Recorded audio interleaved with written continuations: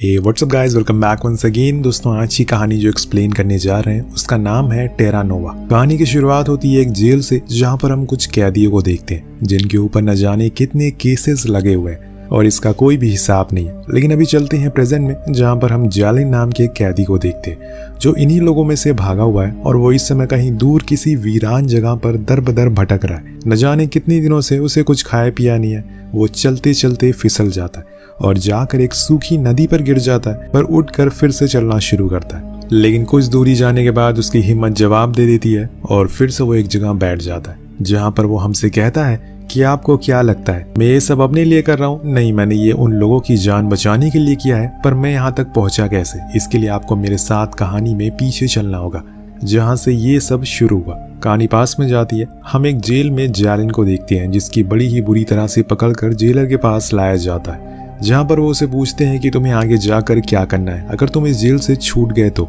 यही सवाल वो कई और कैदियों से भी करते हैं। कुछ कहते हैं कि उन्हें ड्राइवर बनना है, कुछ कहते हैं टीचर, और कुछ तो कहते हैं कि एस्ट्रोनॉट बनना है। इन्हीं में से एक कैदी जिसको यहीं रहकर जेल में काम करना है और उस ऑफिसर की तरह ही जेलर बनना है, उसका यह जवाब सुनकर वो खुश भी होता है। आखिर में एक कैदी आता है और वो कहता है उसे कुछ ऐसा करना है जो किसी ने ना ही सोचा होगा और कुछ बहुत डरावना। अब जाकर वो जेलर हम सभी को, उन लोगों को भी बताता है कि उन्हें एक दूसरी जगह पर ले जाया जा रहा है, इसलिए उन्हें ये सवाल पूछे गए थे ताकि हमें उन कैदियों की ख्वाहिशों के बारे में पता चल सके। अब जहां ये लोग उन्हें लेकर जा रहे हैं वहां क्या होता है और वो कैसी जगह है, इन सब के बारे में आपको थोड़ा इंतजार करना होगा। सभी को अगले दिन पोर्ट पर लाया जाता है, जहाँ से इन्हें शिप के अंदर एक एक करके डाला जाता है। इन्हें अभी तक नहीं बताया गया है कि ये कहाँ पर जा रहे हैं, इसीलिए चुपचाप सभी लोग बैठ जाते हैं, जिसके बाद ऊपर से डेक बंद कर दिया जाता है। हम नीचे देखते हैं तो वहां पर भी सेम जेल की तरह ही सब कुछ बनाया जाता है और इन्हें कैदियों में हम मार्कस नाम के कैदी को देखते हैं, जो कि माफिया है और उसी ने कहा था कि उसे जेलर बनना है, क्योंकि ऐसे जेल में रहना उसे बेहद पसंद है। वो काफी गुस्से वाला होता है, जो हमें तब पता चलता है जब एक कैदी उसकी पसंदीदा बेड पर सो जाता है, तो वो उसे हटाने के बजाय उसे जान से मार ही डालता है। कुछ देर बाद शिप चलना शुरू होती है। सभी कैदियों को लगता है कि इन्हें अब पानी में डुबा कर मारने वाले हैं, इसीलिए सभी लोग चिल्लाना शुरू करते हैं, जिस वजह से दोनों ही ग्रुप में लड़ाई होने लगती है। और इसी में कई कैदी मौके का फायदा उठा लेते हैं और कुछ लोगों को मार भी डालते हैं। लेकिन हम इसी में एक बूढ़े आदमी को देखते हैं जो पीछे बैठा चुपचाप प्रे कर रहा था। ऐसा लग रहा था कि उसे सब कुछ पता है कि अभी क्या होने वाला है। वो बैठा सभी को देखता रहता है, लेकिन तभी कुछ गार्ड नीचे आते हैं और फिर सब कुछ शांत करते हैं। जाते जाते वो एक स्लीपिंग गैस भी छोड़ देते हैं जिससे सभी सो जाए और तभी उठे जब वो वहां पहुंच जाए। 2 दिन बाद ये लोग एक आइलैंड पर पहुंच जाते हैं जो चारों ओर से पानी से घिरा हुआ है और बस बीच में एक जमीन थी। वहां पर कोई भी जेल नहीं थी, कुछ टूटे फूटे शेड थे जो किसी ने बनाए गए थे। किसी को इस बारे में नहीं पता था, इसलिए सभी लोग कुछ देर तक आसपास ही देखते रहते हैं। उन्हें समझ नहीं आ रहा था कि ये किस जगह पर उन्हें लाया गया और उन्हें यहाँ पर क्यों लाया गया। सभी कैदियों के हाथ में एक अलग तरह की हथकड़ी लगाई गई थी जिसमें नंबर लिखे थे। अगले सीन में हम वहां पर कुछ लोगों को आते हुए देखते हैं, छोटी बोट के साथ, जिसमें कई सारे बॉक्सेस भी रखे हुए थे और बोट से मार्ता उतरती है, वो की हेड होती है। उसके साथ एक और आदमी था जो सभी को समझाता है कि उनके पास अब इतनी जेल नहीं बची कि वो इतने सारे कैदियों को बंद कर सके, और इसीलिए दुनिया के सभी सरकारों ने फैसला किया है कि जिन कैदियों ने हत्या की है उन्हें यहाँ पर आइलैंड पर लाकर छोड़ दिया जाए। हम उन्हें मान नहीं रहे, बल्कि वो खुद अपना जीवन बना सकते हैं। यहाँ सभी सरकारों के फैसले के बाद इस जगह को चुना गया है और वो उन्हें यहाँ पर रहने के लिए 3 महीने का खाना भी दे रहे हैं। साथ में उन्हें कई सारे जीवन गुजारने के सामान भी मिलेंगे। साथ में उन्हें एक बोट भी मिलेगी। अगर वो किसी एक कैदी को भेजना चाहे तो भेज सकते हैं। लेकिन मार्कस को ये आइडिया पसंद नहीं आता। वो एक पत्थर उठाकर मार्ता के करीब फेंकता है और इससे वो मरते मरते बचती है। तो वो कहती है अगर किसी को ये चीज पसंद नहीं आई तो वो हमारे साथ चल सकता है, लेकिन उसे फिर उसी जेल में रहना होगा जहाँ पर वो आज तक रह रहा था। सभी चुप हो जाते हैं क्योंकि किसी को जेल में वापस नहीं जाना था। मार्ता के साथ वाले भी वापस जाने लगते हैं, पर जाते जाते वो उनके पास एक बॉक्स रख देते हैं और कहते हैं कि इसमें आपके हथकड़ियों की चाबी है और उसमें नंबर लिखे हुए हैं। सभी कैदी भागते हुए उन चाबियों के पास जाते हैं और पागलों की तरह उन चाबियों को लेने लगते हैं। इसी में लड़ाई भी हो जाती है और कई सारे एक दूसरे को मारने लगते हैं। उधर हम दूसरी ओर 2 कैदियों को देखते हैं जो सबसे लास्ट में खड़े हुए थे, जो चाबियां बच गई थी, जिन्हें लेकर वो खुद की हथकड़ी खोलने का ट्राई करते हैं। इन्हीं कैदियों में हम अली के ग्रुप को देख जो उन बॉक्सेस के पास जाते हैं और उसमें से उनके जैकेट मिलते हैं, कुछ शूज भी थे। इसीलिए वो फैसला करते हैं कि वो अब उनका ग्रुप उस बोट पर जाएंगे। वो उस भीड़ को भी कंट्रोल कर लेते हैं, लेकिन ज्यादा देर तक नहीं, क्योंकि तभी लड़ाई फिर से शुरू हो जाती है और इस बारी तो लड़ाई इतनी ज्यादा भयानक होती है कि बस पूछिए मत। कई लोग एक दूसरे को मार डालते हैं, कुछ कैदियां जाकर उन बॉक्सेस से कुछ हथियार निकाल लेते हैं और फिर उसे लोगों को मारने लगते हैं। दर्जनों की तादाद में लोग मर रहे थे। इसी में एक कैदी आकर अली को भी मार देता है और उसके ग्रुप के सभी लोगों को भी। यानी कि बोट और कपड़ों का कंट्रोल अब उनके पास आ जाता है, इसीलिए वो धीरे से पीछे से निकल जाते और जाकर बोट पर पहुंच जाते।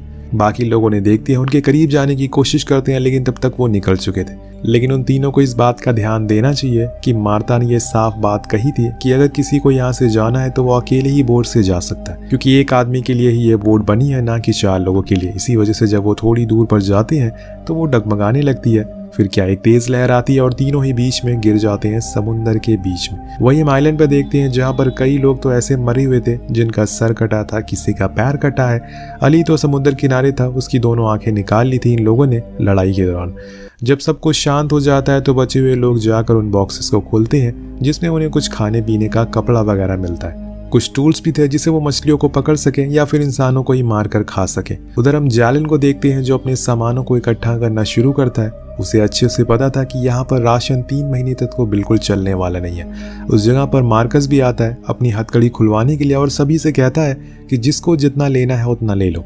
जैलिन को ये पहले से पता था, इसीलिए वो कुछ गर्म कपड़े और कुछ खाने का सामान बोरी में भरकर वहां से निकलने लगता है। बीच में उसे सिपा नाम का कैदी मिलता है जिसने कहा था कि वो घर जाकर टीचर बनना चाहता है। वो उसे कहता है कि एक एक करके सभी यहाँ पर मरने वाले हैं, किसी को कुछ नहीं मिलेगा, तुम बस थोड़े दिन तक इंतजार करो और देखते रहो क्या क्या होता है। वो वहां से निकल जाता है और खुद से ठान लेता है कि उसे कैसे भी करके इस आइलैंड से बाहर निकलना है और खुद को जिंदा रखना है किसी भी हालत में। इसीलिए वो चलता रहता है और यहाँ पर कहानी आ जाती है प्रेजेंट में, जहाँ से शुरू हुई थी।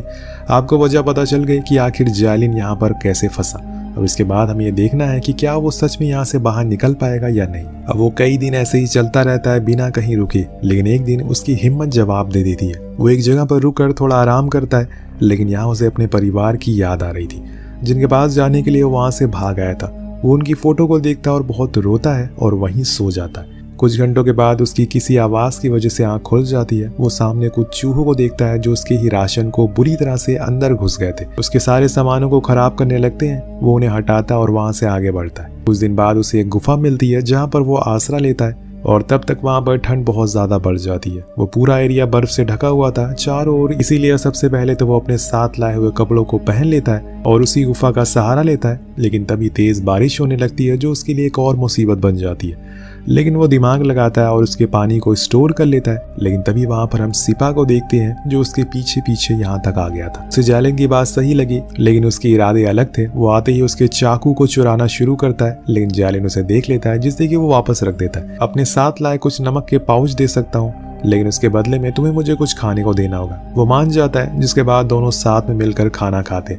जैलिन पूछता है कि तुमने आखिरी बार वहां पर क्या देखा था। वो बताता है कि वहां पर बस लोग मर रहे हैं भूख से और कुछ नहीं हो रहा है। थोड़ी देर सिपा जाकर एक चट्टान के किनारे खड़ा हो जाता है और वहां से छलांग मारने की कोशिश करता है, लेकिन ये उससे हो नहीं पाता, इसीलिए वो वापस आ जाता है। जैलिन से पूछता है कि आप वहां से क्यों भागा है। तो वो बताता है कि मेरी फैमिली के सभी लोग एक एक्सीडेंट में मारे गए और पुलिस को लगता है कि उन्हें मैंने मारा है। आखिर एक बाप अपने बच्चों को कैसे मार सकता है, और मैं यहाँ पर ऐसी जगह मर कर दफन नहीं होना चाहता। अगर मैं मरूं तो मुझे वहीं मेरे परिवार के बगल में दफन होना है। इसके बाद दोनों जाकर उस शेल्टर में सो जाते हैं जो कि जैलिन ने बनाया था, जहाँ पर उन्हें एक फ्रेम भी बनाया था जिसके अंदर उसके परिवार की फोटो लगी थी। अगले दिन जब जैलिन की आंख खुलती है तो वो देखता है कि उस फ्रेम में फोटो नहीं है और सिपा भी कहीं दिखाई नहीं दे रहा। वो बाहर जाकर देखता है तो उसे पता चलता है कि सिपा उसकी वाइफ की फोटो को देखकर गलत हरकत कर रहा है, जिससे वो बहुत गुस्से में आ जाता है और उसे बुरी तरह से मारता। कुछ देर बाद सिपा जाकर ऊपर बैठ जाता है। वो दर्द के मारे कर रहा था और तब वो ऊपर आसमान की तरफ देखकर कहता है कि आपको बस हम गरीब लोग ही क्यों दिखाई देते हैं, क्या हमारी जिंदगी की कोई वैल्यू नहीं है। लेकिन अगले दिन वो उसे लेकर आगे बढ़ता है क्योंकि इन्हें यहाँ तो रहना नहीं है, उनके पास कोई ऑप्शन नहीं है। थोड़ी देर के बाद इन्हें एक लेक मिलता है जहाँ पर जैलिन मछली पकड़ने की कोशिश करता है, लेकिन एक भी मछली उसके हाथ नहीं आती। लेकिन इसी समय इनके साथ कुछ बहुत ही अच्छी चीज होती है। जैलिन की नजर एक दरार पर पड़ती है जहाँ पर उसे एक प्लेन का टुकड़ा दिखाई देता है, जिसे देखकर वो बहुत खुश होता है क्योंकि अगर ये टुकड़ा यहाँ है तो प्लेन भी जरूर आसपास ही होगा। अगर वो मिल जाए तो वो कुछ जुगाड़ कर सकता है, क्योंकि पास्ट में वो एक आर्मी पायलट रह चुका है और उसे प्लेन चलाना अच्छे से आता है। दोनों बहुत ही शिद्दत से लग जाते हैं उसे ढूंढने के लिए और कुछ ही देर बाद फाइनली उन्हें वो प्लेन बर्फ की ऊपरी हिस्से में गिरा हुआ मिल जाता है, जिसकी हालत ज़्यादा बुरी नहीं थी, लेकिन जो इसे चला रहा था वो मर चुका था। अब इन्हें अगर उस प्लेन को सही से खड़ा करना है तो और लोगों की ज़रूरत पड़ेगी, जिसके लिए उन्हें बेस कैंप जाना होगा, जो यहाँ से 200 मील दूर है। और अभी ठंड का मौसम आ गया है, जिसमें चारों ओर बस बर्फ ही बर्फ है, लेकिन उन्हें जाना तो है।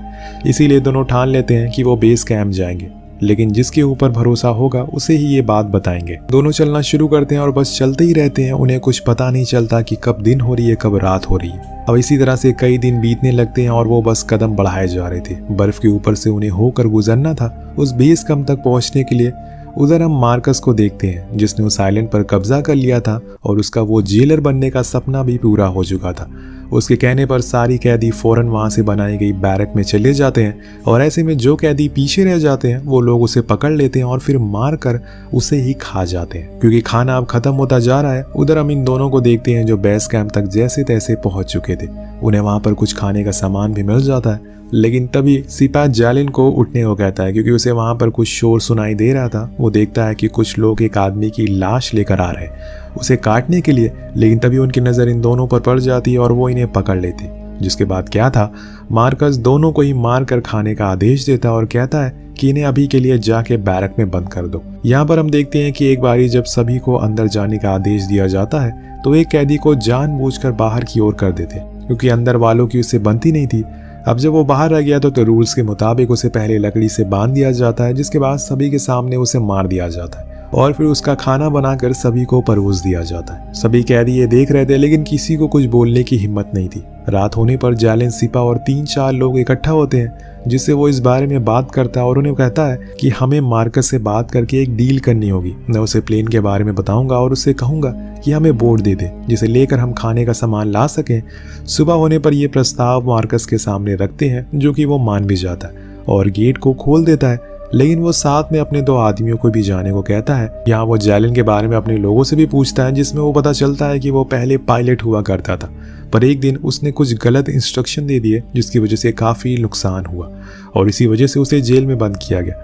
ये सब जानने के बाद वो समझ जाता है कि अब वो वापस तो नहीं आने वाला, इसीलिए वो अपने आदमियों से कहकर डील वापस ले लेता है और फिर सभी कैदियों को अंदर जाने को बोलता है, लेकिन कुछ नहीं मानते, जिसकी वजह से उन्हें रूल के मुताबिक मार दिया जाता है। उधर जैलिन जब समुद्र के बीच में पहुंचता है तो उसे एक बो दिखाई देता है, जिसके ऊपर चढ़कर उन्हें मदद मांगना था, लेकिन उससे पहले एक आदमी पानी में गिर जाता है। अब जैलिन फौरन उसकी जान बचाता और फिर खुद जाकर बो पर मदद मांगने की कोशिश करता है, लेकिन वो खराब था इसीलिए काम नहीं करता। उन्हें फिर मजबूरन वापस जाना पड़ता है। उधर घंटे बीत जाने के बाद मार्कस कहता है कि मुझे लगता है कि अब वो यहाँ से दूर चले गए और वापस कभी नहीं आएंगे, लेकिन तभी उन्हें एक बोट आते हुए दिखाई देती है। ये वही लोग थे, लेकिन इनका एक साथी मर चुका था। यहाँ पहुंचकर मार्कस से जैलिन कहता है कि मैंने खाने के लिए बोल दिया है, वो लेकर आ रहे हैं, लेकिन असल में ये झूठ था, जो कि मार्कस को भी अच्छे से पता था। इसीलिए वो उसे बंद करने को बोलता है। उसे जैलिन की बात पर यकीन नहीं था, लेकिन कुछ कैदी कुछ दिन बाद ये फैसला करते हैं कि उन्हें और इंतजार करना चाहिए खाने का, क्योंकि उन्हें लग रहा था कि वो सच में खाने के लिए बोल कर आए। उन्हें अब किसी को मार कर नहीं खाना था। उधर सिपा आइलैंड के दूसरे साइड जाकर SOS का मार्क बनाता है, पर कोई भी उनके मदद के लिए नहीं आता, जिसे वो समझ जाते हैं कि उनके ऊपर से कोई भी नहीं देख रहा है, यानी कि वो उस प्लेन के ऊपर अच्छे से काम कर सकते हैं। अब अगले दिन जैलिन कुछ कैदियों को लेकर उस प्लेन के पास जाता है, जिसे देखकर वो लोग बहुत खुश होते हैं। उन्हें लगता है कि अब वो वहां से बचकर निकल जाएंगे। वो उस प्लेन के एक हिस्से को धीरे धीरे करके बेस तक लाते हैं और फिर उस पर काम करना शुरू करते हैं, लेकिन छुपा, क्योंकि अगले दिन वहां पर मार्ता अपने लोगों के साथ आती है और जैलिन को बात करने के लिए बुलाती है। उसे जो कुछ भी चाहिए था वो उसे बताने के लिए बोलती है। पहले तो जैलिन खाने का सामान को कहता है और फिर बाद में वो गैस और पेट्रोल भी मांगता है, जिसे सुनकर मार्ता को थोड़ा शक होता है। वो उसे पूछती है कि तुम्हें इसकी क्या जरूरत है, तो जैलिन झूठ बोलता है कि उन्हें जनरेटर चलाने के लिए चाहिए। ये सब वो प्लेन के लिए मांग रहा था। अब आगे वो पूछती है कि यहाँ पर अब कितने कैदी बचे हुए हैं, तो वो कहता है कि टोटल 77 कैदी, जिसमें कुछ बीमार भी हैं। अब उनके जाने के बाद वो लोग फिर से पेट्रोल डालकर उस प्लेन को शुरू करने का ट्राई करते हैं, लेकिन हो नहीं पाता क्योंकि उसकी विंग खराब हो चुकी थी। अब उन्हें वो ठीक करना होगा, जिसके लिए वो कुछ और लकड़ियों को लेकर आते हैं और फिर उसे ठीक करने लगते हैं। अब बड़ी मुश्किलों के बाद जाकर वो पूरा प्लेन बन जाता है। अब बस बाकी था उसे उड़ाना, लेकिन उसी दौरान वहां पर हम एक और टुकड़ी को देखते हैं जो अमेरिका से आई थी, उसी ऑर्गेनाइजेशन के दौरान भेजी गई थी, जिसका एक लीडर होता है। जैलिन उससे बात करने के लिए आगे बढ़ता है, लेकिन ऐसा हो नहीं पाता और उल्टा वहाँ पर बहस हो जाती है और इसी में लड़ाई हो जाती है जिसमें आधे से ज्यादा बंदे मारे जाते हैं। जब इस चीज को मार्ता देखती है तो वो सेंट्रल ऑफिस में खबर पहुंचाती है जो ऑर्डर देते हैं कि सभी को एयर स्ट्राइक करके मार डालो। जिसके बाद क्या होना था, ऊपर से गोलियां बरसना शुरू हो जाती है जिसमें सभी लोग मारे जाते हैं, लेकिन जैलिन सिपा बच जाते हैं। वो छुपते हुए जाकर उस वर्कशॉप तक पहुंचते हैं जहां पर वो उस प्लेन को बना रहे थे। वहां उन्हें एक और कैदी मिलता है जो उसी का साथी था और प्लेन की देखभाल कर रहा था और आज सही मौका है इसीलिए वो उसको स्टार्ट करते हैं और फिर समुद्र में उतरते हैं जहां से वो उसे उड़ाएंगे। लेकिन सिपा सभी को अलविदा कह देता और जाकर पहाड़ी से छलांग मार देता है, जिसकी वजह ये थी कि उस प्लेन में बस 3 ही लोग की जगह थी जो कि भर चुकी थी।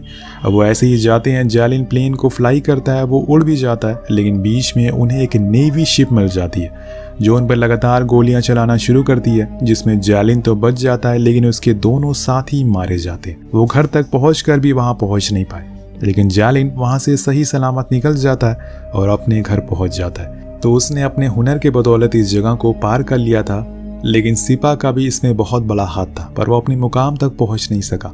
कहानी आपको कैसी लगी नीचे कमेंट करके जरूर बताएगा। मिलते हैं अगली वीडियो में। Peace out.